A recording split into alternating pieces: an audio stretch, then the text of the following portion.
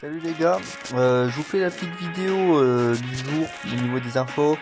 Donc on va regarder, je vais vous remontrer les stats du Piccolo Daimao. Donc c'est un leader à 120% terrifiant conquérant. Toujours dépanné, si vous n'avez pas couleur, ça peut vous faire un bon leader. Il faut savoir que le personnage n'est pas mauvais. Il augmente la def pendant un tour sur la première spé. Il augmente fortement sur la deuxième, donc ça passe de 30% à 50%, ce qui est très fort. Et vous allez voir à quel point ça peut être. Le dernier c'était Yamcha. Euh, Ce Piccolo Daimao est vraiment bon. Il a de la def, il a de la réduction. Il peut faire mal, j'ai pas ses valeurs défensives, pas offensives, mais défensivement, pour le coup, c'est une très bonne carte. Donc, c'est un nuker point fixe pour les serres de Kitek. Il réduit de 50% des dégâts s'il prend 5 serres de Ki. Change aléatoirement les serres de Ki en serres de Kitek. Et si les conditions sont réunies, il se transforme. Donc, c'est soit au bout du 7ème tour, soit s'il y a un ennemi arc-enfant, Tengenchi bloqué ou Chafron boule de cristal. Donc, augmente l'attaque et la def. Augmente fortement l'attaque et la def sur la deuxième spé. Là, c'est la même chose, vous rajoutez l'attaque. C'est un bon là vraiment. Il a du coup toujours un nuker avec un petit peu plus de stats en point fixe par tir de Kipri. Pendant 5 tours dès le début de son entrée en combat, avec des dégâts encaissés réduits de 66%. À partir du 6ème tour, dégâts encaissés réduits de 50% si 5 sorts de ki ou plus obtenus. Change aléatoirement un type de sort de ki tech en sort de ki autre que tech en tech. Ça peut être Rainbow, ça peut être des autres. Donc en fait, je vous explique, ce gars, il gagne de la défense. Ce 30-50%, ce qui est déjà pas mal pour un LR, vu que la LR ça a de bonnes stats. Même eux, les LR des TB, ils ont de bonnes stats, surtout que c'est des LR facilement c'est facilement montable 100%. Bon, lui, il vient d'arriver, donc vous l'aurez peut-être pas tout de suite 100%, mais à l'avenir, vous l'aurez 100%. Donc, très bonne stats, il vient de la défense sur aspect. Il a de la réduction. Si 5 sort de ki, ça changeur de ki, donc ça sera normalement extrêmement facile. Donc je vous ferai le test parce que je vais normalement l'acquérir au moins une fois, donc je vous montrerai sans doublon. Je l'acquérirai et je vous ferai un petit test quand je l'aurai monté. Dès que je l'aurai monté, évidemment, je vous ferai un petit test simple, rapide, efficace. Et vous allez oh non, c'est un bon élève frère. Alors, il peut toujours ressusciter, il est jouable dans ressusciter. Arc-enfant aussi, Charles Boule Cristal aussi, Namek jouable. Maintenant j'essaie de vous trouver. Alors, je vais vous montrer un truc. Lui il est vieux. Puis. Non, peut-être plutôt extrême. Vous pouvez le jouer à côté de lui. Le Piccolo Daimao. Vous pouvez le jouer à côté du Piccolo Daimao parce que la forme de base est vieux. Lui c'est directement le Piccolo Daimao comme celui transform en fait. Vous reprenez le LR Tech. Et là ça forme vieux. Et là il devient Piccolo Daimao. Donc au niveau des liens, vous avez son meilleur pote qui est le puissance, qui est son meilleur pote au niveau capacité. C'est que le puissance c'est le meilleur. Même si évidemment c'est pas la carte support du jeu, c'est son meilleur pote. On peut faire une rotation avec eux, qui est jouable, qui est forte.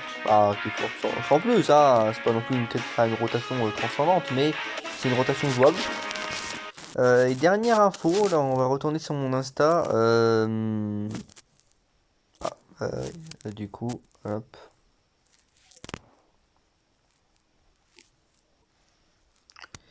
Je vous montre. Voilà, on a eu les stats ZTUR du Badak Timebreaker. J'ai regardé. Waouh. C'est fort, mais il y a des choses à dire quand même. Alors, c'est un leader 80% Rainbow. Il passe à 80 alors qu'à l'époque c'était 50. Donc, ok, ça peut être utile. Attaque et def plus 100% de base. Attaque et def de plus 100%. Donc il a une base de 100% attaque def. Qui plus 1 et il gagne attaque plus 50% supplémentaire quand il y a 2 ennemis ou moins. Donc 1 ou 2 ennemis. Et gagne qui plus 1 et attaque et def plus 30% supplémentaire quand il y a un ennemi. Je vous explique. S'il y a 2 ennemis, il a que 50% d'attaque en sup. S'il y a 2 ennemis, s'il y a 2 ennemis, c'est seulement 50% attaque en attaque en plus. S'il y a un ennemi, vous avez les 50% et vous avez la partie attaque et def plus 30%. Alors, si ça s'additionne, ça fait 180% attaque et 130% def. Et si ça se multiplie, je peux, encore une fois, je peux pas vous faire les calculs, mais c'est évidemment supérieur. Légèrement supérieur, mais c'est bien. Mais c'est pas là où est la puissance du personnage que, encore, on pourrait se dire, ok, c'est pas là. Ce qui est intéressant, c'est sur l'aspect. Je m'y attendais pas, et franchement, ok.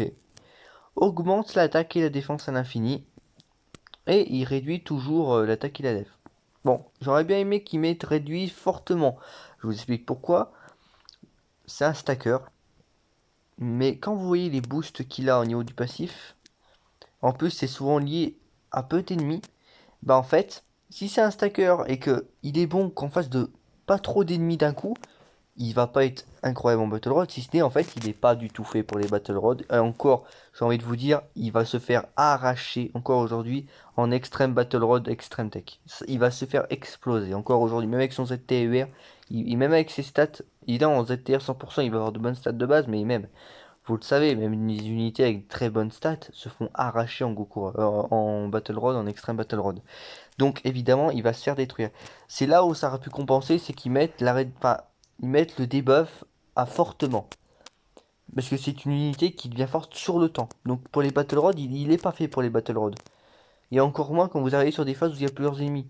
Or parfois vous pouvez tomber sur un personnage qui est seul, ou deux ennemis. Mais ça reste rare en Battle Road. Souvent c'est un combat sur les 3 ou 4. Si c'est du monotype. Donc ça va pas marcher tout du long du Battle Road. Enfin, donc ça marche pas. Ce qui aurait pu compenser, c'est la réduction passée à fortement. Moi, je trouve que ça aurait pu compenser. Comme ça, il y aurait une partie debuff qui aurait pu être intéressante, qui aurait pu le sauver. Comme ça, en même temps, il stack un petit peu sa def qui va être raisonnable déjà de base. Donc, il va un minimum debuff et devenir de plus en plus tanky, quand même. Et même pour les autres personnages, hein, des buffs aussi pour les autres personnages qui sont pas forcément tanky, ça aurait été intéressant. Mais là, il réduit toujours de base. Ce qui aurait été bien, ça aurait été fortement.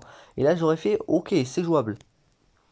Mais je comprends leur fait de faire une unité plus intéressante en combat long qu'en battle road, en combat court.